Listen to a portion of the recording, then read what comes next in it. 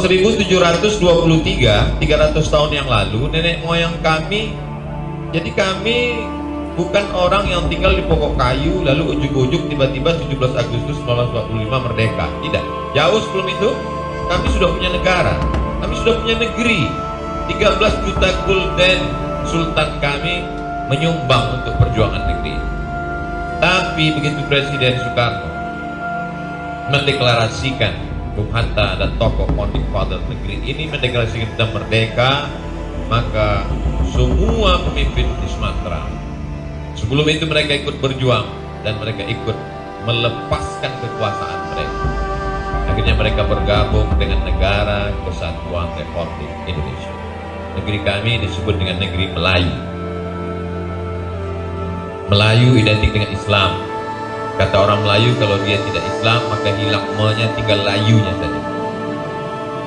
Jadi kalau apakah dengan setelah kami tidak lagi ikut monarki, dulu kami pakai kerajaan, setelah kami ikut demokrasi, apakah kami melepaskan kemelayuan kami? Tidak, kami tetap sebagai orang Melayu.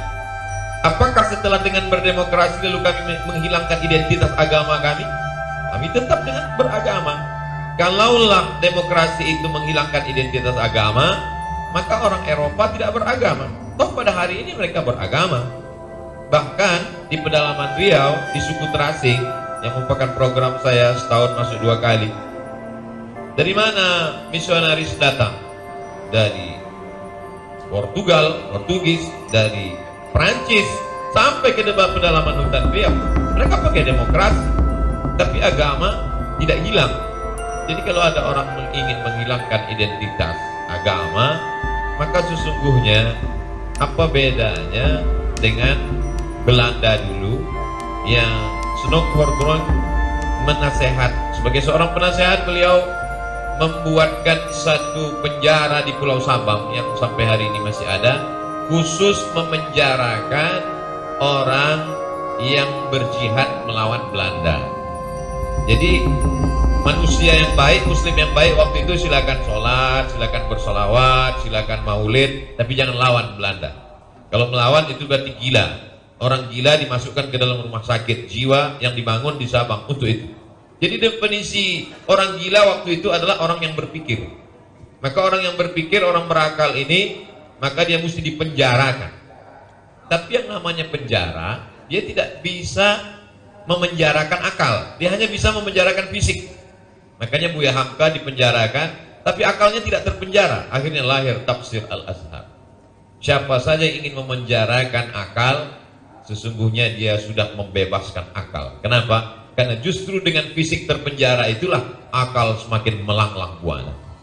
Jadi kalau hari ini ada orang dilarang untuk berbicara di kampus, padahal sebetulnya yang paling layak untuk melarang itu adalah kampus-kampus Muhammadiyah. Kenapa? Karena dengan berkelilingnya kami di dekat-dekat muktamar ini kan berpeluang untuk kami mencalonkan diri sebenarnya.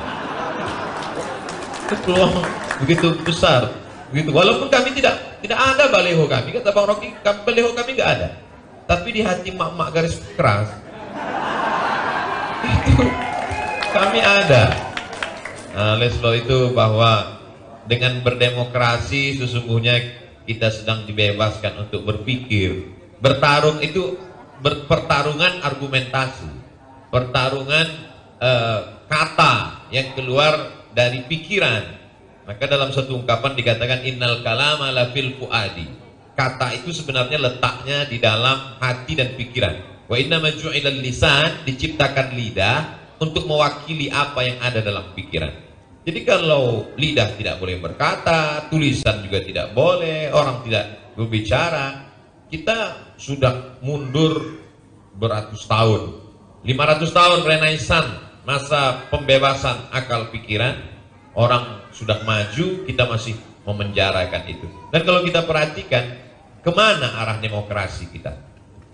Jadi kalau kita lihat hari ini dengan 20% PT, itu sebenarnya kita semi monarki lagi. Siapa yang bisa terjun ke sana? Tentu saja orang yang punya modal besar, yang punya partai besar, yang lolos 20%, yang punya serangan pajar isi amplop kain sarung dan sesuai dengan kebutuhan. Nah, jadi lagi-lagi sebenarnya bajunya demokrasi tapi isinya adalah monarki, orangnya itu juga. Jadi kalau kita katakan identitas Islam adalah akal. Ketika Allah Subhanahu wa taala bertanya dalam Al-Qur'an, dalam banyak pertanyaan, "Apalah ta'qilun?" Kenapa kamu tidak gunakan akal? "Apalah tatafakkarun?" Kenapa kamu tidak berpikir? "Apalah tatadzakkarun?" Kenapa kamu tidak ingat? Ingat salah satu kerja akal. Dan kita ingin disuruh melupakan sesuatu. Kita dikeluarkan dari akal kita. Dalam Al-Qur'an ada satu ayat bercerita tentang neraka khusus. Neraka ini diciptakan Tuhan khusus untuk orang yang tidak pernah menggunakan akalnya. Lau kunna na'qilu, andai kami pernah menggunakan akal kami. Lau kunna nasma'u, andai kami mau mendengar. Au na'qilu, dan kami mau berpikir. Makunna min ashabis sa'ir, kami pasti tidak akan masuk neraka sa'ir. Jadi kalau selama ini orang mengatakan dosa itu kalau mabuk, dosa itu kalau berzina, dosa itu kalau korupsi, tapi ada neraka khusus, dosa khusus, yaitu dosa orang yang tidak mau menggunakan akal, tidak berpikir. Tapi hari ini berpikir itu sesuatu yang eksklusif, sesuatu level tinggi. Jadi siapa yang berpikir hari ini bisa jadi dia akan ditangkap, siapa yang berpikir dia akan dicekal, siapa yang berpikir dia tidak boleh masuk kampus, siapa yang berpikir dia tidak dikasih masuk Singapura, siapa yang berpikir, dan seterusnya. Tapi alhamdulillah masih ada kampus-kampus yang membuka pintu untuk orang berakal dan mau berpikir dan mau membicarakan apa yang dia pikirkan. Bahwa ada oknum di dalam Islam ini, umatnya bukan ajarannya. Bahwa ada oknumnya yang menebarkan ketakutan, itu terjadi dalam semua agama, dalam semua aliran. Ada ekstrem kanan, ada ekstrem kiri, ada yang moderat. Tapi sifat tingkah laku pelaku orang itu kan bukan ajarannya. Sama seperti orientalis, belajar Islam, baca buku, habis itu dia masuk Islam, selesai sholat di masjid, pulang sendalnya hilang. Apa kata dia? Alhamdulillah saya selama ini melihat Islam bukan lihat dari orangnya.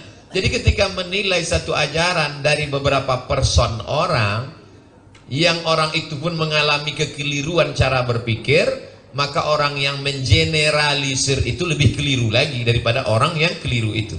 Sumber kekeliruan adalah dari cara berpikir yang tidak sistematis, tidak benar. Kalau kita lihat ajaran Islam sendiri, bagaimana? Kata Nabi, satajiduna rijalan fis sawami.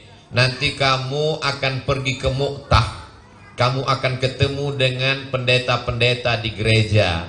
La ta'ridu lahum, jangan ganggu pendeta. La taqtulu sabiyan murdi'a, jangan bunuh anak kecil yang sedang menyusui. Wala syaikhan faniya, jangan bunuh orang tua renta. La tahdimu buyutan, jangan hancurkan rumah. La taqiranna nakhlan, jangan cabut pohon kurma. La taqta'unna syajaratan, jangan potong pohon kayu. Wartawan tidak boleh dibunuh, para medis tidak boleh dibunuh. Itu kan setelah adanya aturan PBB, kesepakatan Jenewa. Toh Israel juga menghabisi kapal Marmara. Berapa wartawan, berapa para medis yang terbunuh? 14 abad yang lalu Nabi sudah mengajarkan aturan-aturan itu. Karena dulu kalau orang berperang, ratakan dengan tanah, cabut sumber makanannya, robohkan rumahnya, bunuh, dijadikan perbudakan. Ajaran Islam, kita tidak bisa membela ajaran kita ketika diserang orang kalau kita tidak mengerti, memahami. Saya yakin dan percaya Muhammadiyah salah satu agendanya dari sekolah-sekolahnya sampai 172 universitas itu tidak lain adalah untuk mencerdaskan umat ini bisa memahami ajaran agamanya dengan baik, sehingga kita dia dituduh diserang, dia bisa membela. Kalau tidak, kita akan membela dengan kemarahan. Ketika kita marah saat diserang, agama kamu ini pembunuh, agama kamu ini jahat, agama kamu ini teroris, kamu ini radikal, kita balas dengan kemarahan. Kita hanya mengiyakan argumentasi mereka. Betul kan? Buktinya marah-marah.